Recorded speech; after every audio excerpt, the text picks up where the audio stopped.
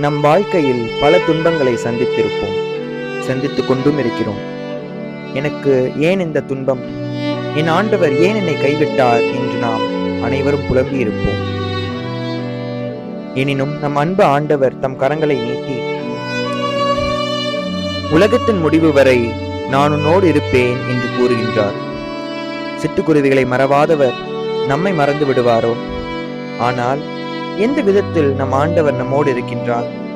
இப்போது நாம் பாடிய அடோரோட்டே தெவோட்டே என்ற பாடல் புனித தாமஸ் அக்வினாஸால் எழுதப்பட்டது.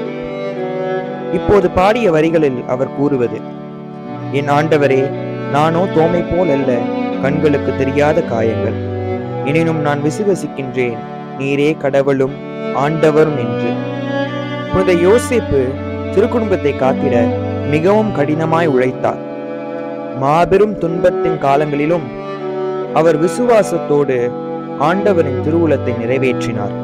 ஏனெனில் இம்மானுவேல், கடவுள் அவரோடு தம் மகனாக இருந்தார். யோசேப்புக்கு மகனாய் இருந்தவர், சீடர்களுக்கு சகோதரராய் இருந்தவர், விசுவாசிகளான நமக்கு நற்கருணை நாதராய் இருக்கின்றார்.